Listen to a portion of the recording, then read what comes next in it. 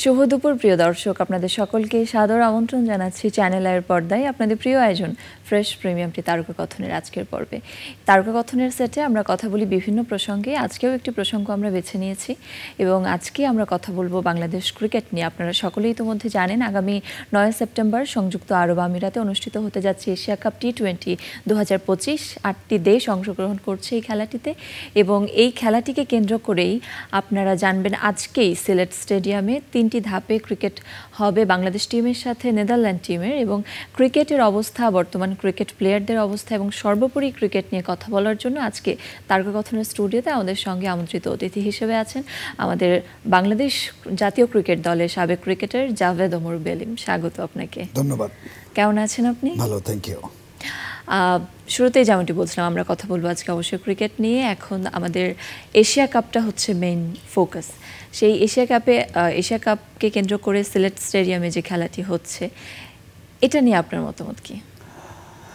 দেখেন, Asia cup ঠিক আছে, আমাদের জন্য একটা খুব ইম্পর্ট্যান্ট, কিন্তু বাংলাদেশের প্রেক্ষাপটে আমি মনে করি আমার জন্য প্রতিটা সিরিজ ইম্পর্ট্যান্ট। কেন এখনও আমি সে সবসময় বলে থাকি যে আমরা কিন্তু we are not consistent in টি-20, বাট সাম্প্রতিক গত 2টা টি-20 সিরিজ আমরা জয়লাভ করেছি। আমি এটা অনেক বড় একটা ব্যাপার। কেন এন্ড অফ দ্য ডে আপনি যতই ভালো খেলেন, যদি আপনার অ্যাচিভমেন্ট বা গুড নোটে শেষ না করেন, আপনার বিশ্বাসের জায়গাটা যাবে না। বাট হ্যাঁ, এশিয়া কাপকে বেস করে হল্যান্ড হয়তো পাবলিক জানবে যে একটা নর্মাল দল বা অত নাম ডাক নাই, যেহেতু আমাদের ক্রিকেট নিয়ে আমরা সবাই এত উৎসাহিত বা এত ইমোশনাল সব কিছু জড়িত। বাট হল্যান্ডের ওই জায়গাটা আমি মনে করি এর আগে কিন্তু আমাদের সঙ্গে এগেনস্ট হল্যান্ড খারাপ স্মৃতি আছে। তো ওই জন্য আমি মনে করি এশিয়া কাপটাকে অবশ্যই ইম্পর্টেন্ট দিবে, বাট ফলোড বাই এই সিরিজটা, মানে আজকে যে একটা খেলা আছে এই সিরিজটাকে ইম্পর্টেন্ট দিবে। কারণ আপনি যখন কনসিস্টেন্ট পারফরমেন্স করবেন তখনই আপনার ওই একটা জায়গায় যাবেন, যেটা ওডিআই ওয়ানডে ইন্টারন্যাশনাল আমরা কিন্তু কনসিস্টেন্ট ভালো করার পর একটা দলে পরিণত হয়েছে, প্রতিটা দলই আমাদেরকে সমীহ করে। তো সেম টি-20তে যেভাবে আমাদের খেলা দরকার ছিল বা টেস্ট ম্যাচে ওইভাবে আমরা খেলতে পারিনি। তো ওই যেহেতু অবস্থা বেশি ভালো ছিল না, সব কিছু মিলিয়ে মাঠের খেলার কথা বলছি। তো ওইটা আবার লাস্ট সিরিজ আমরা জয়লাভ করলাম 2টা সিরিজ। তা আমার মনে হয় এগেনস্ট পাকিস্তান, শ্রীলঙ্কা, আমার কাছে মনে হয় ওই নোটটাই আজকে নিয়ে চিন্তা করা উচিত। কেন আপনি এশিয়া কাপটা ব্যাকআপ মাইন্ড প্রিপারেশন থাকবে, দলগতভাবে বলেন, ইন্ডিভিজুয়াল প্লেয়ার বলেন, বাট মেন কিন্তু আমরা যে দল আমাদেরকে এই জায়গায় পারফরমেন্স করতে হবে। কেন এগুলো সব এন্ড অফ দ্য ক্যালেন্ডার সব কাউন্ট হবে। আপনি দল নিয়ে অনেক কথা বলছিলেন, আসলে এই কাপকে কেন্দ্র করে যে বাংলাদেশের টিমটা গঠন করা হয়েছে সেটা কেমন হয়েছে আপনার মতামত কি? দেখেন, বরাবরই বাংলাদেশ টিমে আপনার বেশি অপশনস থাকে না, যে আমরা হয়তো এবার একটু ফাস্ট বোলিং নিয়ে আমরা একটা মানে মধুর কম্পিটিশন, কাকে খেলাবে দল এটা এখান থেকে বলা টাফ। তো এরকম তো বরাবরই বাংলাদেশে কম হয়েছে। হয়তো স্পিনার ক্ষেত্রে কিছু হয়েছে, কে সাকিব খেললে কে খেলবে না, কারণ সাকিব একটা অলরাউন্ডার চয়েস হয়ে যায়, 2 দিকই পায়। তো ওই একটা জায়গায় আমি মনে করি যে তেমন একটা নাই যে আপনাকে আমার মনে হয় সব কিছু মিলিয়ে, যেহেতু এশিয়া কাপটাও আপনার দুবাই হচ্ছে, আবার এটাও আমাদের শ্রীলঙ্কা স্লো উইকেট হবে, স্পিনের উপর বেস। এখন এটাই যে ফাস্ট আর পেস বলার 2টা মিলিত দল গঠন করেছে, ব্যাটসম্যান তো রান করতেই হবে। তার ওই একটা জায়গায় আমার মনে হয় কয়টা ফাস্ট বলার খেলাবো বা কয়টা স্পিনার খেলবো, এটা একটা ব্যাপার। বাট সম্পূর্ণ দল আমি মনে করি যে খুব একটা চয়েসও নাই, আর আমি মানে ইটস ওকে। নুরুল হাসান সোহান নতুন করে দলে ফিরেছে, এই বিষয়টা নিয়ে আপনি কিভাবে দেখছেন? দেখেন, যেহেতু আমি বারবারই বলি আমাদের ইন্টারন্যাশনাল আর লোকালকে অনেক পার্থক্য। সোহান তো নতুন করে ফিরে নেয়, উনি কিন্তু গত 7-8 বছর যাবৎ বাংলাদেশ টিমে আগেও খেলেছেন, 2-1 বাদ পড়েছেন, ঢুকেছেন। বাট আমি মনে করি যে উনি নো ডাউট চ্যাম্পিয়ন কিপার। আমাদের ওই একটা জায়গায় হয়তো নূর নিজেকে ইমপ্রুভ করবে যদি ওই জায়গাটা উনি ব্যাটিং করেন, যেটা মানে আমরা যেটা বলি ফিনিশার বা লো অর্ডার। কেন লো অর্ডার আপনাকে মাথায় রাখতে হবে, হয় আপনাকে বল নাই বা আপনাকে ওভারে 12-14 করে নিতে হবে। তো ওই একটা জায়গায় যখন একটা এমন প্লেয়ার যখন খেলে 135-30 স্ট্রাইক রেট, যেটা বলছি টি-20-র জন্য বলছি, তো ওই একটা জায়গায় সোহান অবশ্যই অনেকেই এনার্জেটিক প্লেয়ার, অনেকে প্রুভেন প্লেয়ার, তাই ওনাকে প্রুভ করার কিছু না। হ্যাঁ, ওই একটা জায়গায় ওনাকে মাথায় রাখতে হবে যে দলে সুযোগ পায় যে আমার স্ট্রাইক রেটটা যে আমি একটু বাড়াবো, কেন ওনাকে নেওয়া হয়েছে জানি না কিপিং করবে কিনা, কেন এই দলে অনেকগুলো কিপার। তো ওই একটা জায়গায় আমার কাছে মনে হয় যে সোহানের মানে স্ট্রাইক রেট উনি চিন্তা করবে, কেন ওনাকে যে নেওয়া হয়েছে ওই একটা জায়গায় আমাদের দরকার, হয়তো স্লো উইকেট না, যখন স্পোর্টিং উইকেট থাকে। আচ্ছা, তবু আমরা এক্সপেক্ট করব আসলে বাংলাদেশ টিমের কাছ থেকে ভালো কিছু। বা এশিয়া কাপে বাংলাদেশ যে গ্রুপে খেলছে সেখানে আরও রয়েছে শ্রীলঙ্কা, আফগানিস্তান, হংকং। এটা কি আসলে অন্যান্য গ্রুপের চাইতে সহজ প্রতিপক্ষ বলে আপনি মনে করছেন? দেখেন, টপ লেভেলে কোনো সহজ বলে কোনো কথা নাই, আর স্পেশালি বাংলাদেশের প্রেক্ষাপটে আমি মনে করি বাংলাদেশের জন্য প্রতিটা ম্যাচ আপনি এখনো এমন দল হন নাই যে একটা বা দুইটা প্লেয়ার আপনাকে ম্যাচ জিতিয়ে দিবে। আপনাকে দলগতভাবে হইতে হবে, ফলোড বাই যেটা বললাম যে আপনি যেমন অস্ট্রেলিয়া বা ইন্ডিয়ার সঙ্গে যে এফোর্ট দিয়ে খেলেন, আপনার সঙ্গে হল্যান্ডের সঙ্গে হোক বা হংকংয়ের সঙ্গে ওই এফোর্ট দিয়ে খেলতে হবে, কেন আপনারা ক্রিকেট বলে কথা আর টি-20 বলে কথা, এক ওভারে খেলা চেঞ্জ হয়ে যায়, এক ওভারে 15-18 আপনার খেলা চেঞ্জ। হ্যাঁ, তো ওই জন্য আমি মনে করি যে বাংলাদেশ টিমে সবসময় আমি এটা বলে থাকি যে আমরা হয়তো অনেক সময় কাছাকাছি অনেকগুলো হেরে গিয়েছি, বাট এটা হারা যাবে না। আপনি যখন এই টাইপের দল যখন এই টাইপের ম্যাচ জিতে আর নর্মাল ম্যাচ জিতে, তখনই একটা হয়তো র্যাঙ্কিংটা বেড়ে যায় সব কিছু। তো আমার মনে হয় যে Bangladesh team they are very much professional player, তাদেরকে মাথায় রাখতে হবে যে আমাদের টি-20তে আপনার মানে হংকং বলে কথা নাই বা হল্যান্ড বলে কথা নেই, আপনাকে মানে টপ পারফরমেন্স করে খেলতে হবে একদম। এবং বাংলাদেশ টিমের সুপার 4-এ ওঠাটা কি আমরা সহজভাবে নিতে পারি কি? একদম সহজ হবে না, একদমই সহজ হবে না, কারণ টি-20 ফরম্যাট ফলোড বাই যেগুলো দল টি-20, আপনি যখন একটা ভালো দল একটা নর্মাল দল যখন রেশিও কমে যায়, তখন আপনার ওইখানে আপনাকে মাথায় রাখতে হবে যে সুযোগটা দুটো দলেরই থাকে।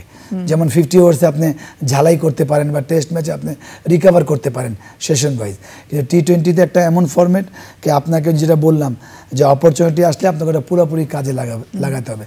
একটা ভালো ব্যাটসম্যান বা ভালো বোলার বা ভালো দল কি করে, তারা কিন্তু যেন একটা সুযোগ পায় ওটাকে পুরোপুরি কাজে লাগাতে। আমাদের ওই একটা জায়গায় আমার অনেক জায়গায় গ্যাপ আছে, বাট এটা একটা ব্যাপার, অপরচুনিটিগুলো না কাজে লাগালে আমরা ভালো দলের সঙ্গে জিতার টাফ হয়ে যাবে, আর ছোটো দলগুলো কাজে লাগায় ফেললেই আমার জন্য বিপদ। বাট তারপর আমি মনে করি বাংলাদেশ যেভাবে টি-20 ম্যাচ ইমপ্রুভ করছে বা খেলেছে, ভালো নোটে শেষ করেছে দুটা সিরিজই, তো যদিও ওরকমভাবেই খেলে, যেহেতু আপনি জানেন যে আমরা একটা জায়গায় খুব স্ট্রাগলিং করতাম ওপেনিংয়ের জায়গাটা, তো ওইটা এখন আমি বলবো না যে পার্মানেন্ট এস্টাবলিশড হয়েছে, বা টি-20-র জন্য মোটামুটি আমি মনে করি খারাপ না, ভেরি এগ্রেসিভ। ইমনকে বলেন বা জুনিয়র তামিমকে বলেন, তারা মানে খুব ভালো অ্যাপ্রোচে খেলছে, এটাই তারা কন্টিনিউ করতে পারে। কেন আপনার টি-20 একটা এমন ফরম্যাটকে আপনাকে একটা 6 ওভারের যদি স্পোর্টিং উইকেট থাকে মিনিমাম, আপনার একটা অ্যাডভান্টেজ না নিলে আপনি যতই মারেন আপনি 170-60 করতে পারবেন না। তো ওই একটা জায়গায় আমার মনে হয় এটা একটা ভালো জিনিস। আর যেটা স্টার্টিংয়ে বললাম যে ফাস্ট বোলিংও বাংলাদেশের অপশনস আর স্পিনার, তো ওইটা এখন ম্যানেজমেন্ট জানবে উইকেট দেখে যে আমরা কয়টা ফাস্ট বোলার বা কয়টা স্পিনার খেলাবো, ফলোড বাই আমাদের ওপেনিংয়ের স্ট্রাইক রেট বলেন বা ফর্ম বলেন, এটা অনেক ইমপ্রুভ করেছে এবং ইমপ্রুভ করবে, এটাই আমরা ইনশাআল্লাহ। না, আপনাকে টপ লেভেলে আপনি যদি প্রতিটা সেশনে আপনি ইমপ্রুভ না করেন, প্রতিটা ম্যাচে, কেন ওখানে এখন এত মানে কি বলে কম্পিউটার অ্যানালাইজ করে একটা প্লেয়ারকে, যখন একটা প্লেয়ার বড় রান করা শুরু করে ওর উইক পয়েন্ট ওর এগুলো সব দেখে, ঠিক আছে, টেকনিক্যাল ম্যান থাকে, এটা একটা ব্যাপার। দ্বিতীয়ত দলগতভাবে ওরা কোথায় স্ট্রং, তখন আপনি যখন ভালো খেলা শুরু করেন তখনই ওই দলকে নিয়ে বেশি মাতামাতি করা হয়। তো আজকে ইমনকে নিয়ে বা তামিমকে নিয়ে ওরা অবশ্যই ওয়ার্কআউট করছে আমরা কোন জোনে বোলিং করব। তো ওই জন্য আপনাকে প্রতিটা সময় মানে আপডেট থাকতে হবে, আদারওয়াইজ আপনার ওই একটা আপনি পার পেয়ে গেছেন, আপনি ওটা কন্টিনিউ করতে পারবেন না। একদম। এবং আসলে খেলাটি তো শুধুমাত্র আপনি যেরকম বলছেন দলগত একটি ব্যাপার, এবং আরও নানান বিষয় আসলে এটার সাথে সংযুক্ত থাকে। মনোবলের ব্যাপারটিও একইভাবে এটার সাথে সম্পর্কিত। কিছুদিন আগেই আপনি বলছিলেন টি-20 সিরিজের কথা, সেখানেও শ্রীলঙ্কার বিরুদ্ধে বাংলাদেশ টিম জয় ছিনিয়ে আনলো, এবং এটা কিন্তু আসলে মনোবলের দিক থেকে একটা পজিটিভ ইমেজ ক্রিয়েট করছে। এই বিষয়ে আপনি কি বলতে চান? অফকোর্স আপনার মানে টপ লেভেলে কিন্তু অনেকে আপনি বড় বড় প্লেয়ার দেখবেন অনেক ভালো পারফর্ম করে মানে কনসিস্টেন্ট খেলতে পারেনি। তো ওই টপ লেভেলে কিন্তু আপনি একটা জায়গায় একটা প্রক্রিয়ার মাধ্যমে আপনি ওখানে টপ লেভেলে আপনি পারফর্ম করেন, ওই প্লেয়ারটাই পরে একদম ছিটকে যায়। তো এটার একটাই কারণ হচ্ছে আপনার মেন্টাল। সব কিছু আমি সবাইকে বলি, যে কোনো ক্ষেত্রে আপনার মেন্টালটা ইম্পর্টেন্ট, আর স্পেশালি প্রফেশনাল লেভেলে লেভেলে। আর ক্রিকেটের ক্ষেত্রে এখানে আপনি জানেন যে এক বলের খেলা, যদি ব্যাটসম্যানকে ধরি আমি, এক বলে মানে আপনি কতগুলো আউট। তো ওই জন্য আমার মনে হয় আপনার অল আর মেন্টাল, সব খেলা মেন্টাল, কিন্তু ক্রিকেটটা বেশি একটু কাউন্ট করে। কারণ আপনি যখন একটাই প্লেয়ার যখন ফর্মে থাকে, রান করতেই থাকে, ওই প্লেয়ারটাই আবার 4 ম্যাচ পরে অফ ফর্মে চলে যায়, তখন ওকে একদম সাদা মাটা মনে হয়, নার্ভাস মনে হয়। এই জন্য আপনার এন্ড অফ দ্য ডে কিন্তু আপনার যেটা আমি স্টার্টিংয়ে বললাম যে আমাদের পারফর্ম করাটা কনসিস্টেন্ট হলেই আমরা একটা এস্টাবলিশ যে কোনো প্লেয়ার বা যে কোনো দল, আদারওয়াইজ আপনি অলওয়েজ এরকম স্ট্রাগলিং করে আপনি জয়লাভ করবেন, তাহলে হবে না। একদম। এবং এই যে সামনে এশিয়া কাপ 2025 এবং তারপরে আবার বিশ্বকাপ আগামী বছর, তো এটার প্রস্তুতি কেমন হবে বলে মনে হচ্ছে আপনার? দেখেন, আমি স্টার্টিংয়ে বললাম যে আমরা কিন্তু কখনোই আমি মনে করি যে আমাদের ওয়ার্ল্ড কাপ অবশ্যই একটা ইমোশনাল ইভেন্ট, এশিয়া কাপ একটা বড় ইভেন্ট, বাট আমার কাছে মনে হয় বাংলাদেশকে অলওয়েজ যেটা থ্রু দ্য ক্যালেন্ডার আমরা কি করছি এটা ইম্পর্টেন্ট। হ্যাঁ, অবশ্যই ওয়ার্ল্ড কাপে যখন আমরা ভালো খেলি, তখন যেহেতু আপনি জানেন যে ওয়ার্ল্ড কাপের সময় একটু মানুষ বেশি আগ্রহ থাকে, সব জায়গায় ক্রিকেটটা মানে সবাই দেখে, সেটা রিক্সাওয়ালাটা শুরু করে একদম টপ লেভেলের মানুষজন, সচিব টচিব সবাই দেখে, বাট অন্য সিরিজে এত খবর রাখে না। তো ওই জন্য ওয়ার্ল্ড কাপ আমার জন্য ইম্পর্টেন্ট হয়, কেন আমরা যেহেতু আমরা এখনও ওই দলে পরিণত হইনি। তো ওয়ার্ল্ড কাপ টপ শো করলে তখন বাংলার যেটা পাবলিকের ইনভলভমেন্ট বলেন, স্পন্সার বলেন, বা আগ্রহ বলেন, বা ফ্যাসিলিটিস ইমপ্রুভ করা বলেন, এগুলো অনেক কাজ করে, ম্যাটার্স। বাট ক্রিকেট বোর্ড বা যারা খেলে এটা ওই জায়গায় মাথায় রাখতে হবে কি আমাদের থ্রু দ্য ক্যালেন্ডার আমরা কোথায় যাচ্ছি, তো ওই জায়গায় খুব ইম্পর্টেন্ট। অবশ্যই ওয়ার্ল্ড কাপ আমরা প্রিপারেশন থাকবে ব্যাকআপ মাইন্ডে, বাট ওই যে আপনি ওয়ার্ল্ড কাপকে বেস করে যেমন অনেকবার আমরা সিরিজ খেলেছি, একদম আমাদের উইকেটে খেলছি, ওয়ার্ল্ড কাপে গিয়ে আমরা ভরাডুবু হয়েছে, ওই হয়তো আমরা জয়লাভ করেছি, ওই সিরিজটা কাউন্ট হয়েছে, অনেক বাহবা পেয়েছি, বাট ওয়ার্ল্ড কাপে গিয়ে আমরা ভরাডুবু, এটি মাথায় রাখতে হবে যে আমরা স্পোর্টিং উইকেট করে আমরা থ্রু দ্য ইয়ার কি করছি, এটা ইম্পর্টেন্ট। কনসিস্টেন্সি এখানে অনেক, অফকোর্স যে কোনো জিনিসের কনসিস্টেন্সি, আর স্পেশালি আমাদের ক্রিকেট যে অবস্থা, তো T20 আমরা স্ট্রাগলিং করছিলাম, তো এটা এখন সাম্প্রতিক সময় আমরা ভালো, বাট ওই একটা জায়গায় আমার কাছে মনে হয় যদি এটা কন্টিনিউ করতে পারে, followed by Holland season Asia Cup, তাহলে একটা বিশ্বাসের জায়গাটা তৈরি হবে কে না আমরা ক্যাপেবল। যেমন বরাবরই আমাদের কমপ্লেন থাকে কি আমরা পাওয়ার হিটিং করতে পারি না, আমরা হচ্ছে কম 6 মারি, কিন্তু আপনি যদি দেখবেন গত সিরিজে কিন্তু ওই দলের চেয়ে আমরা 6 বেশি মেরেছি। কেন এর মধ্যে আপনার রানের দরকার, বাট রানের সাথে আবার T20 স্ট্রাইক রেট কাউন্ট হয়েছে, কি আপনাকে অল্প বলে করতে হবে। তো ওই জন্য আমার মনে হয় ওইটা আমরা অনেকখানি ইমপ্রুভ করেছি। এটা যদি কন্টিনিউ করতে পারে, তখন ব্যাটসম্যান হোক দল হোক তাদের একটা যে কোনো চ্যালেঞ্জ নিতে পারবে, কেন ও 180 হয়ে গেছে, আমরা চেস করতে পারবো। তো ওই যদি স্ট্রাইক রেট ভালো থাকে, এবং একই সাথে কিন্তু কনসিস্টেন্সি এবং কোচ, এই ব্যাপারটিও কিন্তু ভীষণ রকম জরুরি। কোচ হিসেবে আপনার সিমন্সকে কেমন মনে হয়? দেখেন, টপ লেভেলে আমি কখনোই কোচকে, হয়তো আমি নিজে একজন কোচ, বা আরও অনেক টপ লেভেলে আমি মনে করি কোচের মানে টেকনিক্যাল বা স্কিল ওয়াইজ অত কাজ থাকে না, হয়তো 10% কাজ থাকে। হ্যাঁ, লম্বা সময় যে কাজ করে একটা ব্যাটসম্যানকে নিয়ে বা একটা বোলারকে নিয়ে, যে আমি স্পিন বলারকে নিয়ে স্পিনার যে কাজ করবে, কিন্তু উইদিন নাইট একটা কোচ একটা প্লেয়ারকে ওরা তো অলরেডি রিফান্ড হয়ে একটা জায়গায় চলে আসছে, তারা এইজ লেভেল খেলেছে, আন্ডার-19 HP বা বাংলাদেশ টিমে 5-7 বছর, ওকে শেখানো কিছু থাকে না। হ্যাঁ, এটাই একটা যেটা আপনি বললেন যে মেন্টাল বা ট্রেনিং করা কিছু, বা টিমের ক্ষেত্রে অনেক ইম্পর্টেন্ট হয় কি আমরা কিভাবে খেলতে চাই, বা ইভেন উইকেটের ডিসিশনের ক্ষেত্রে ক্যাপ্টেন থাকে, কোচকে আমরা কোনটাতে কমফোর্টেবল চেজিংয়ে না কেন, বা কোন প্লেয়ারকে আমি কখন নামাইতে চাই। হয়তো আমি ছিলাম 4-এ T20, তো যে কোনো একটা ব্যাটিং অর্ডার আসতেই পারে, আমি এখন একে মানে আমরা মানে নামাই দিব। কেন নামাই দিব? যে আমাদের এই সময় 10 করে চলে যাচ্ছে রান রেট। ওই ডিসিশনগুলো কোচের খুব ইম্পর্টেন্ট হয়, মাঠের বাইরের ডিসিশন কিছু কিছু, বা টেকনিক স্কিল নিয়ে আমি মনে করি কোচের তেমন কোনো অত এই থাকে না টপ লেভেলের কোচিংয়ে বা টপ লেভেল ন্যাশনাল টিমের প্লেয়ারের জন্য। এবং এখানে আসলে খেলার ক্ষেত্রে আরও অনেকগুলো বিষয়ে প্রাধান্য পেয়ে যায়। আমরা যদি আফগানিস্তান টিমের কথা চিন্তা করি, সেটা কিন্তু বরাবরই সংযুক্ত আরব আমিরাত সেখানে অবস্থান করে, সেখানে প্র্যাকটিস করছে। সেই পয়েন্ট অফ ভিউ থেকে কি আফগানিস্তান টিমটাকে ফেভারিট বলে মনে হয় কিনা? ওরা অলওয়েজ থ্রেট, টি20তে তো ওরা অলওয়েজ থ্রেট, ওদের যেভাবে স্পিন অ্যাটাক, আর ওরা সবসময় অ্যাটাকিং খেলে, মানে ফ্রম দ্য বিগিনিং। তাদের একটা প্রবলেম ছিল, তাদের ফিটনেস নিয়ে প্রবলেম ছিল, যখন তারা ইন্টারন্যাশনাল এরিনায় আসলো ওইটাও কিন্তু তারা মোটামুটি ভালো ইমপ্রুভ করেছে। তো ওই একটা জায়গায় আবার তার মধ্যে তাদের অলমোস্ট তারা ওখানে প্র্যাকটিস করে, প্রচুর ম্যাচ খেলে, হোম কন্ডিশন একটা অ্যাডভান্টেজ নেয়, ওদের কিছু ম্যাচ উইনার প্লেয়ার আছে। তো ওই জন্য ওরা আর T20 ফরম্যাট, কারণ এখানে আপনি একবার যদি পিছিয়ে যান ওখানে ঘুরে আসা যায় না, তো এই জন্য ওরা অলওয়েজ ওরা হট ফেভারিট থাকে। ইভেন ওয়ার্ল্ড কাপে আপনি জানেন যে তারাও কিন্তু তারা হট ফেভারিট হয়ে আসছিল, যেটা মানে ভেরি টাফ, কিন্তু ওদের ওই খেলার ধরন বলেন আর T20 ফরম্যাটের জন্য ওরা অলওয়েজ মানে প্রথম সারিতে থাকে, মানে চ্যাম্পিয়ন হলে অসম্ভব কিছু হবে না।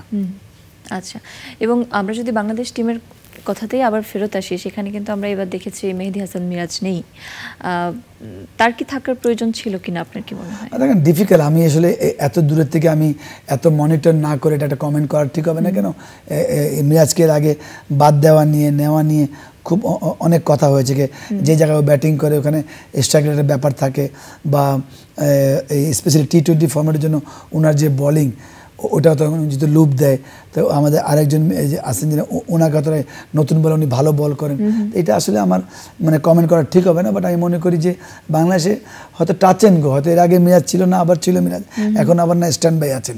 তাহলে আমার মনে হয় এটা আসলে উনি হয়তো ক্যাপ্টেন একটা ফরম্যাটের, বাট আমার মনে হয় এটা নিয়ে এত ওয়ারিড হওয়ার কিছু নেই। কেন আমাদের মানে 2-1 ছাড়া কারোর সাথে অত বেশি পার্থক্য নেই, সবাই 19-20, 18-20। আচ্ছা, তো একই সাথে ক্রিকেটের ক্ষেত্রে আমরা দেখি যে মাঠের কন্ডিশনটাও খেলার উপর একটা বড় ধরনের প্রভাব রাখে। আসলে এশিয়া কাপের ক্ষেত্রে সংযুক্ত আরব আমিরাত, সেখানকার মাঠের কন্ডিশন কীরকম বলে দেখেন, যতদূর আমরা লাস্ট খেলা দেখেছি একটু স্লো উইকেট হবে আমার কাছে মনে হয়। এর আগে যেমন ইন্ডিয়া যেমন ওয়ার্ল্ড কাপে খুব সমালোচনা হয়েছে যে ওরা একটা ম্যাচও ওইখানে খেলে নাই, ওরা ইন্ডিয়া দিয়ে খেলে, তো ওই একটা জায়গায় আমার কাছে মনে হয় হয়তো ব্যাটসম্যানের স্ট্রাইক এরকম থাকবে না, বাট স্পিনাররা খুব সহায়ক হবে, যেটা আমরা বরাবরই কিন্তু আমাদের স্পিনারের উপর অনেক ডিপেন্ড সবসময়। অত ওখানে এর মধ্যে আমরা ভালো খেলছি, দুইটা বড় কারণ হচ্ছে ফাস্ট বোলিংও খুব ভালো করছে, স্পিনাররা ভালো, আর ব্যাটসম্যানের স্টার্টটা আমরা খুব ভালো দিচ্ছি। তো ওই জন্য আমার মনে হয় এটা সব ধরনের, আর টপ লেভেলে কিন্তু আপনি এই টাইপের যে কোনো কন্ডিশনে কোনো এক্সকিউজের কোনো জায়গা নাই, আপনাকে গিয়ে পারফর্ম করতেই হবে।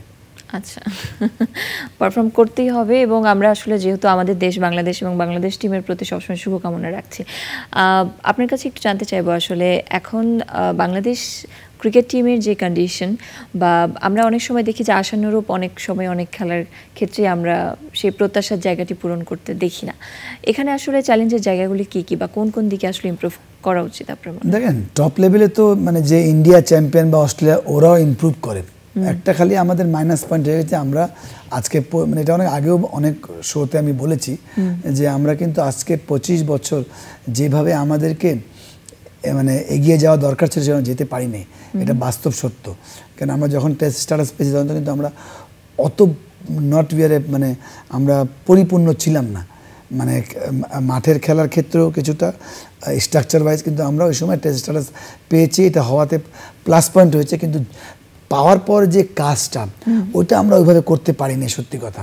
সেটা পারি নাই কেন আসলে পারি নাই, এটা আমি মনে করি যে এটা আমাদেরই ব্যর্থতা। কারণ কোনো দেশ যখন টেস্ট খেলে স্ট্রাকচার, যে আমি 10 বছর পর আমার দেশকে কোথায় দেখতে চাই, হয়তো এখান থেকে হয়তো অনেকে বলবে যে বসে বলাটা খুব সহজ, হ্যাঁ সহজ না আমি জানি, কিন্তু আপনি টপ লেভেলে চলে গেছে, তখন ওখানটা আপনি সার্ভাইভ করার জন্য আপনি কি করবেন, ওখানে সার্ভাইভ না করতে পারলে আপনি যে যখন ওয়েস্ট ইন্ডিজের মতো দল নিচে ক্রিকেট খেলতেছে, কোয়ালিফায়ার খেলতে হয়, তো কত বড় ব্যাপার না। আমরা তো এখনও ওই পর্যায়ে যাই নাই, আমরা এখন ওয়ার্ল্ড কাপ চ্যাম্পিয়ন নেই বা ডমিনেট কখনো করিনি, আমরা ওয়ানডেতে আমরা ডমিনেট করেছি, ভালো খেলেছি, বাট ওই একটা জায়গায় স্ট্রাকচারটা এটা হয়নি। আমি মনে করি এটা আমাদেরই ব্যর্থতা বলেন, টোটাল স্ট্রাকচার। মানে আমি বলবো যে এজ লেভেল ক্রিকেট বলেন অনেক ইমপ্রুভ করেছে, NCL BCL অনেক ইমপ্রুভ করেছে, বাট অন্য দেশগুলা এর চেয়ে ধরেন 10 গুণ 20 গুণ স্ট্রাকচার বা 100 গুণ ইমপ্রুভ করে ফেলেছে। আপনি যদি অন্য যে কোনো দেশকে আপনি দেখেন, মানে ওরা যারা ফুল ICC মেম্বার ওরা ছাড়াও ওদের স্ট্রাকচারটা এমন, বা ওদের মাঠ জায়গা বলে আমরা একটা কমপ্লেন আমাদের আছে কি আমাদের মাঠের স্বল্পতা, কিন্তু যে মাঠ ছিল তাকেও আমরা কিন্তু এরকমভাবে পরিপূর্ণভাবে ইউজ করতে পারিনি। কিন্তু এটা আপনি যে কোনো বোর্ডের ক্ষেত্রে বলেন, আর লাস্ট বোর্ড তো আপনারা জানেন যে অনেক সমালোচনা হয়েছে, কেন একটাই কারণ কি আমরা বরাবরই কিন্তু বাংলাদেশ টিম নিয়ে বিজি থাকতাম, কেন ওই জায়গায় জবাব দিতে, খারাপ করলেও জবাব দিতা টপ লেভেলে, আর ভালো করলে তো সবাই সব কিছু ভুলে যায়। তো ওই একটা জায়গায় আমরা কখনোই মানে লো লেভেলের ক্রিকেট, ওইখানে আমরা মানে ভালো উইকেট বলেন বা আমাদের ডোমেস্টিক কিছু মাঠ ছাড়া ধরেন ফতুল্লা বা সরি বগুড়া বা রাজশাহী, এটা ছাড়া আমরা কিন্তু কখনো ইভেন মিরপুর যে হোম অফ ক্রিকেট, ওইখানে আমরা টপ উইকেট দিতে পারিনি মানে ক্রিকেটারদেরকে। একই সাথে ওখানকার মাঠের কন্ডিশনও একটা বড় প্রশ্ন। মাঠ আউটফিল্ড ঠিক আছে আমি মনে করি, বাট পিচের যে 22 যে খেলা হয় ওইখানে আমরা ভালো করে দিতে পাইনি। ইভেন যখন একটা প্লেয়ার যখন ন্যাশনাল টিমে খেলে তার তো শিকার কিছু থাকে না, তো সেই যখন লো লেভেল থেকে শর্ট বল বলেন বা ট্রু স্পোর্টিং উইকেট বলেন, ব্যাকফুট পাঞ্চ বলেন, এটা কোথা থেকে খেলবে, সে ওখান থেকে খেলে আসবে, সে তো ওখানে অলরেডি হয়ে মানে সার্ভ করার জন্য যায় বাংলাদেশ টিমকে, সে তো ওখানে শিখে না। কিন্তু আমাদের এখানে ওইখানে গিয়েও আমরা স্ট্রাগলিং করে শিখতে হয়েছে অনেক ক্ষেত্রেই, কে লো উইকেট ফাঁসা উইকেট আমি এটা খেলবো না বা এটা খেলবো না, ওইটা অটো মিনিমাম তো একটা রিকোয়ারমেন্ট থাকবে ওইটা। বা যেটা বললাম যে স্কুল কিটে এমন হতো বা সেকেন্ড ডিভিশন এখন হয়তো টার্ফে হচ্ছে, ওইটা আমরা পাকায় খেলতাম, ম্যাচ খেলতাম আর বাইরে গিয়ে আর টার্ফে খেলতাম, মানে 3টা ধাপে 3 রকমের। একটা সিমেন্ট উইকেট, তো ওই একটা তো অনেক ওখান থেকে বের হয়ে আসছি, বাট বের হওয়ার পরও আমি মনে করি আরও কোয়ালিটি উইকেট হওয়া দরকার। কি একটা ব্যাটসম্যান ছোটকাল থেকে যে ও 100-150 রান করে অ্যাবিলিটি রাখবে, সেটা আন্ডার 16 ছেলেই হোক, ওর যে কোনো অভ্যাস, যেটা বললাম অল মাথা, আপনার মাথাতে আপনি স্টোর কেমনে হবে, আপনি যখন ওখান থেকে আপনি 8, 10টা 20টা 100 মেরে আপনি চান্স পাবেন আন্ডার 19-এ, বা আপনি আন্ডার 19-এ বড় রান করে আপনি এইচপিতে, এরকম টাইপের ওই প্রসেস আমাদের প্রতিটা ডিপার্টমেন্টে ছিল, কিন্তু ওইভাবে কিন্তু কাজ হয়নি। এটা আমার কাছে মনে হয় বা আমরা দেখতে পেরেছি বা গণমাধ্যমে শুনি। আমরা ক্রিকেট নিয়ে এবং এশিয়া কাপ নিয়ে আসলে অনেক ধরনের কথা বললাম, এবার একটু একেবারে আপনার ব্যক্তিগত প্রসঙ্গে চলে যেতে চাই। নিজেকে ক্রিকেটার হিসেবে আপনি কত দেবেন? দেখেন, আমার ক্যারিয়ারটা অলওয়েজ স্ট্রাগলিং ক্যারিয়ার ছিল, আমি কখনোই দলে নিশ্চিত থাকতাম না, 2টা-4টা ম্যাচ খেলে একটু খারাপ করলেই বাট ওইটা আমাকে আমার ক্যারিয়ার বড় করে দিয়েছে। আমি অলওয়েজ আমি মনে করি যে আমি যদি আপনি টপ লেভেলে আমার পরিসংখ্যানটা বিবেচনা করা যাবে না, কিন্তু আপনি যদি পুরোপুরি ওই সময় ফাস্ট বোলার, আমি ওপেনার ছিলাম, বাংলাদেশ 50 ওভার খেলতে স্ট্রাগলিং করতো, তো সব কিছু মিলিয়ে আমি মোর দেন হ্যাপি। মানে নাম্বারটা হয়তো বলা যাবে না এক্স্যাক্টলি, বাট মানে হয়তো অনেকেই ওই সময় সমালোচনা অনেক হয়েছে হয়তো, কিন্তু ওটা পাবলিক তো চায় তারা এন্টারটেনমেন্ট, তো ওই একটা জায়গায় আমরা তো প্রচুর স্ট্রাগলিং করতাম, তো ওই একটা জায়গায় সব কিছু মিলিয়ে এত লম্বা সময় খেলা যেত। আথারবাই থেকে প্রথম ওপেন করেছিলাম পেপসি এশিয়া কাপে, তারপর লাস্ট ওয়ার্ল্ড কাপ আর ইন্ডিয়া সিরিজ খেলাম তামিমের সাথে, মানে তামিম ইকবাল, তো টোটাল 12-10 জন ওপেন করেছি। ওই একটা জায়গায় মনে হয় যে অনেক কিছু অপূর্ণ রয়েছে, বাট ওর জায়গায় আল্লাহ আবার মানে একদম মানে লাভ্য অংশ ফিরিয়ে দিয়েছে।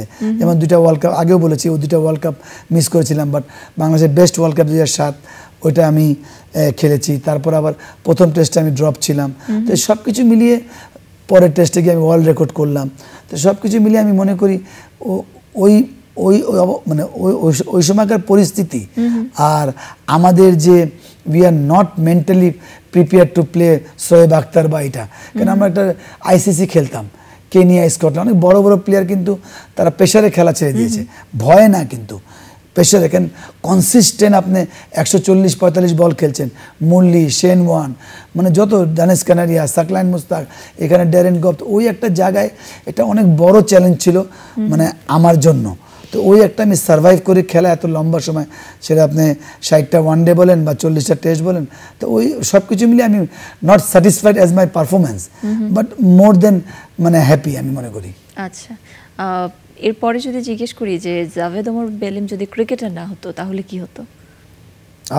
কোন একটা স্পোর্টসম্যান হতাম, হয়তো দুষ্টামি করে বলে অভিনেতা হতাম, অত অনেকে বলে কি আমি খুব ভালো মানে অভিনয় করি, তো ওটা না, কিন্তু বাট আমি মনে হয় যেহেতু ফ্যামিলি এমন ছিল তো যে সবাই খেলতো, ভাইরা হকি বলেন, ক্রিকেট বলেন, ফুটবল বলেন, তখন তো আগে তো সবাই সব খেলা খেলতো, তো ওই একটা জায়গায় হয়তো প্রথমে আমি ছিল ফুটবল হবো, মোমেন মুন্না, কায়সার আহমেদ, আসলাম ভাই, এরা সব এমএলই এই টাইপের আমি খাবো, তারপর আবার হকিতে সাদেক, জুম্মান লুসাই, হকি তখন হলো এশিয়া কাপ, তারপর ক্রিকেটে একটা জায়গায়, আর যেহেতু ক্রিকেট বড় ভাই যে মারা গিয়েছেন, আজকে আমি এখানে আছি, সবার অবদান বেশি, কিন্তু আমার ওই বড় ভাই কোচ মন্টু ভাই, এডি বার্লো, অনেকেই আছে, এর মধ্যে এরা খুব হেল্প করেছে ক্রিয়েট করার জন্য। মানে আমি যখন স্টার্টিং করি তখন তারপরে ক্রিকেটার হিসেবে আসলে আমরা তারপরে পিছনে তাকাতে হয় না। আপনাকে ধন্যবাদ আমাদের জাতীয় ক্রিকেটে আপনার অবদান রাখার জন্য এবং আজকে আমাদের তারকাকথনের স্টুডিওতে আসার জন্য। আপনার সাথে কথা বলে ভালো লাগলো, ধন্যবাদ একই সাথে আপনার মতামত শেয়ার করার জন্য আমাদের মাঝে। প্রিয় দর্শক,